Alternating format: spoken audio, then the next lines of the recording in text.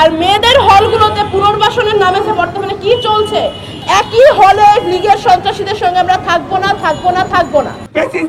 সরকার তার পেটুয়া বাহিনী আমাদের নারীদের উপর টার্গেট করে হামলা করেছে।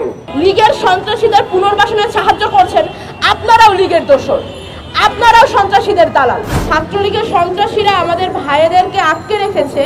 তখন ঢাকা বিশ্ববিদ্যালয়ের ইতিহাসে প্রথমবার এরকম ঘটনা ঘটে যে 5টি নারী শিক্ষার্থীদের হল একযোগে তালা ভেঙে তারা রাস্তায় বের হয়ে আসে। আমরা যখন রাস্তায় নেমেছিলাম, আমরা কিন্তু তখন ভাবিনি যে মাঝরাতে রাস্তায় নেমে আসার কারণে আমাদের চরিত্রের উপরে কোনো দোষ দেওয়া হবে কিনা, আমরা পুনরায় তারপরে হলে আবার ফিরতে পারবো কিনা। আমরা কিন্তু এক মুহূর্ত না ভেবে আমাদের ভাইদের নিরাপত্তার কথা ভেবে রাস্তায় নেমে এসেছিলাম। কিন্তু যাদের আমাদের অভিভাবক হওয়ার কথা ছিল, সেই প্রশাসন কি করছে? সেদিনও প্রশাসন চুপ ছিল, আজও প্রশাসন চুপ।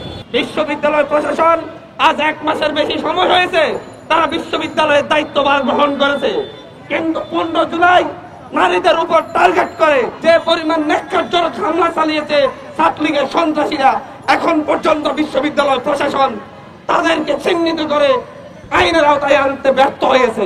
যারা নারী নির্যাতনের সাথে জড়িত তাদের সাথে এখন আমাদেরকে ক্লাস করতে বাধ্য করা হচ্ছে। কিন্তু এই ছাত্রলীগের ছত্রছায়াতে একজন যখন 5 বছর 6 বছর হলে থাকে, সেখানে গেস্ট রুম করে ছেলেদের উপর অত্যাচার করায়।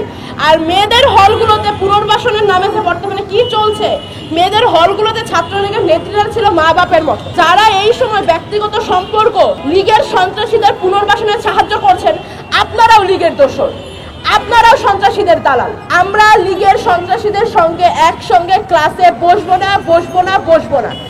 একই হলে লীগের সন্ত্রাসীদের সঙ্গে আমরা থাকবো না। গত 16 বছর যাবৎ ছাত্রলীগ যেভাবে নারীদের উপর নির্যাতন করেছে, তাদের প্রত্যেকের সার্টিফিকেট বাতিল করতে হবে এবং প্রত্যেককে আইনের আওতায় আনতে হবে।